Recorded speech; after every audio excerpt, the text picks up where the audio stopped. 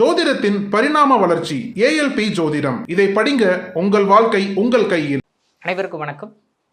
ஓம் குரு பிரம்மா குரு விஷ்ணு குரு தேவோ மகேஸ்வரக குரு சாஷாத் பரபிரம்மம் தஸ்மை ஸ்ரீ குருவே நமக. நமது அருமை குருநாதர் வாக்கியோகி டாக்டர் சி பொதுநமூர்த்தி ஐயா அவர்களுக்கு குரு வணக்கத்தையும் நன்றியையும் தெரிவித்துக் கொள்கிறேன். நான் உங்கள் ஏஎல்பி ஜோதிடர் ராஜ் வரலானந்தம், தென்காசி மாவட்டத்திலிருந்து.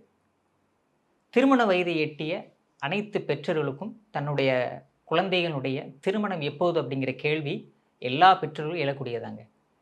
இந்த மாதிரி நம்மக்கிட்ட கடந்த காலத்தில் வந்த ஒரு வாடிக்கையாளருடைய கேள்வி என்னென்னா, ஒரு அம்மா தன்னுடைய மகனுக்கு ஏன் இவ்வளவு வயது ஆகியும், இந்த ஜாதகருக்கு வயது 40 வயது ஆகுதுங்க, ஏன் இவ்வளோ நாட்களாக என்னுடைய மகனுக்கு ஏன் திருமணம் அமையலை அப்படின்னு ஒரு கேள்வியை கேட்குறாங்க.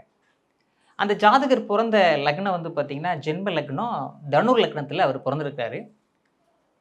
இன்றைய வயது லக்னம் அப்படின்னு பார்த்தீங்கன்னா மேச லக்னம் பரணி நட்சத்திரம் 1ஆம் பாதம் இயங்கிக்கிட்டு இருக்குங்க.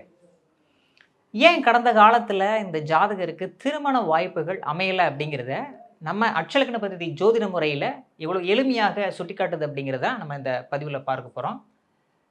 இவருடைய லக்னம் தனுர் லக்னத்திலேருந்து 3ஆம் பாவம் அப்படிங்கிறது தான் ஒரு வீரியம் அப்படின்றத குறிக்கக்கூடிய ஒரு பாவகமாக நம்ம அட்சலக்னம் பற்றி ஜோதிட முறையில் எடுத்துக்கிறோம். ஸோ இந்த 3ஆம் பாவகம் கும்ப லக்னம் போகும்போது இந்த ஜாதகருக்கு லக்னாதிபதி சனி பகவான் 9ஆம் பாவகத்தில் பாக்கியஸ்தானத்தில் நலநிலையில் தான் இருக்கிறாருங்க. ஆனால் இந்த 7ஆம் அதிபதினு சொல்லக்கூடிய இந்த சூரிய பகவான் 6ஆம் இடத்தில், அதாவது 7 லக்னத்துக்கு 6ஆம் பாவகத்திலையும் 7க்கு 12ஆம் பாவகத்தில் அமர்ந்திருப்பது இந்த ஜாதகருக்கு திருமணத்திற்கான ஒரு காலகட்டம் சாதகம் இல்லாததை சுட்டி காட்டுது. அடுத்து நீங்கள் மீன லக்னம் எடுத்துட்டீங்க அப்படின்னா லக்னாதிபதி குரு பகவான் எங்கே இருக்கிறாரு அப்படின்னு கேட்டிங்கனாக்கா 10ஆம் பாவகத்தில். அப்போ இந்த ஜாதகருடைய எண்ணங்கள் ஃபுல்லாக எதை சார்ந்து இருக்கும் அப்படின்னா தொழில் சார்ந்த அழுத்தங்கள். அவர் முழுக்க எதில் கவனம் செலுத்தியிருப்பார் அப்படின்னா வேலை தொழில் அப்படிங்கிற ஒரு விஷயத்தில் தான் அதிக கவனம் செலுத்தியிருப்பார்.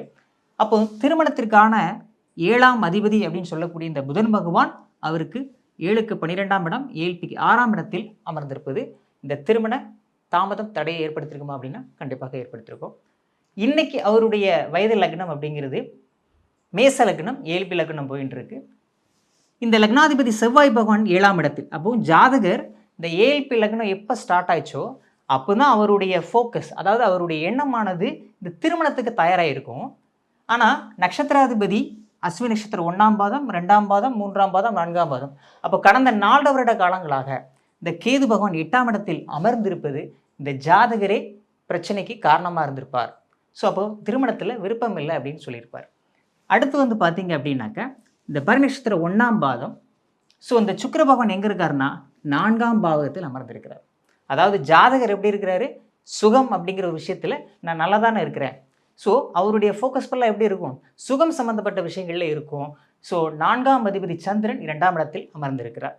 அப்போ என்ன பண்ணுவார்னா அம்மாவுடைய பேச்சை கேட்டுட்டு வேறு என்ன பண்ணுவார்னா சில முடிவுகளை எடுப்பார். சுகத்திலே அடிமை இருக்கக்கூடிய ஒரு காலகட்டமாக இருக்கும். அப்போது இந்த 7ஆம் அதிபதி 4ஆம் இடத்தில் அமர்ந்திருப்பது அம்மாவுக்கு எதிர்பார்ப்புகளும் அதிகமாக இருக்குங்க. அதே மாதிரி இந்த 2ஆம் இடத்தில் ராகு பகவானும் 8இல் கேது சம்பந்தப்படும் போது 11ஆம் அதிபதி சனி பகவான் 7ஆம் இடத்தில் சம்பந்தப்படும் போது இந்த ஜாதகருக்கு 2ஆம் தார திருமண வரன்களை அமைச்சு கொண்டா இந்த ஜாதகருக்கு இந்த 7/2/2024 திருமணத்துக்கான ஒரு காலகட்டமாகவும், யாருக்குனவே இந்த மாதிரி ஒரு வரன்கள் உங்களுக்கு வந்துருச்சு அப்படின்னு சொன்னால் நீங்கள் நிச்சயமாக தாராளமாக இந்த காலகட்டத்திலே இந்த ஜாதகருக்கு திருமண வாய்ப்புகள் இருக்குதுன்னு சொல்லியிருக்கிறோம். ஸோ இது போல் எளிமையாக உங்களுடைய ஜாதகத்தில் நீங்கள் பலன் எடுக்கணும்னு விருப்பப்பட்டீங்க அப்படின்னா அட்சலக்ன பദ്ധதி ஜோதிட முறையை நீங்கள் ஒவ்வொருவரும் படிங்க. வருகிற செப்டம்பர் 21ஆம் தேதி அடிப்படை ஜோதிட வகுப்பு ஆரம்பமாகுது. நீங்கள் அனைவரும் கலந்து கொண்டு இந்த அடிப்படை ஜோதிப்பில் நீங்கள் பங்கு பெறுங்க.